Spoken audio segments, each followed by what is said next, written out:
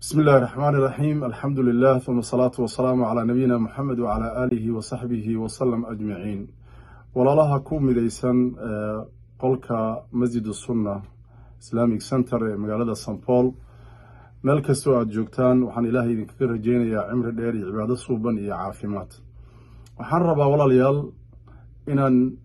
من باب وذكر فإن ذكرى تنفع المؤمنين حصوص أيضا مرول بحصوصتا إيس حصوصنتا ay anfacaysa dadka mu'miniinta ah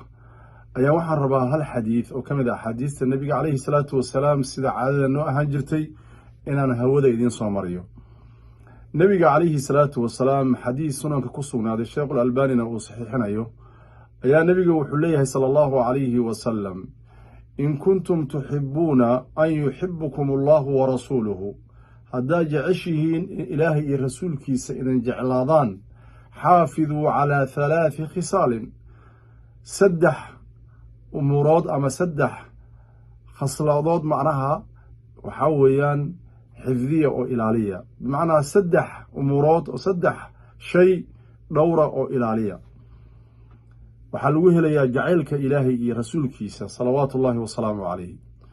نبي وحوت لي مركز سدح دي الرموت كو وحول النبي عليه الصلاة والسلام صدق الحديث run inay noqoto sheekadaada waxaad ku sheekaynayso ama sheegaysid run inay noqoto qodobka labaad waa aadaa'i al-amaanati amaanada inaad gudatid oo wixii ilaahay subxaanahu wa tacaala amaano oo dusha kaa saaray oo ahaa waajibaadkii iyo ilaahay wuxuu ku amray subxaanahu wa tacaala aad ka soo baxdid sidoo kale bini aadamka waxay kugu aamineen inaad amaanadii gudato ama hanti ha ahaato ama maaragtay inaad amaanadii gudato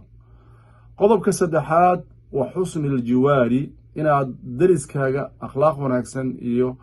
wanaag inaad kula dhaqanto oo dariskaaga aad xaqooda iska ilaaliso oo xaqooda aad dhowrto oo mucaamalo fiican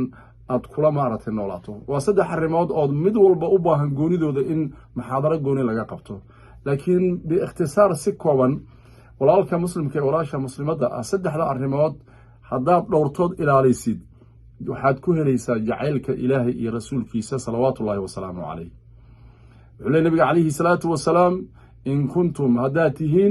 haddaad tihiin tuxibbuuna kuwa jecel an yuxibbakum allahu wa rasuuluhu ilaahay iyo rasuulkiisa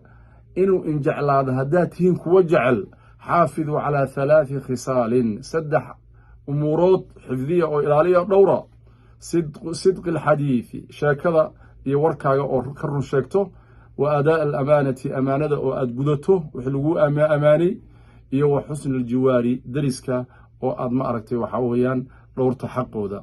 so insha allahu tacaala arrimahaasi ha laga faa'iidaysto ha laga yaabaa dad af soomaaliga aan aqoonin inay ku jiraan qadka walaalo kale ah marka waxaan rabaa insha allahu tacaala inaan summarize ku sameeyo xadiidka luqada ingiliishiga insha allahu tacaala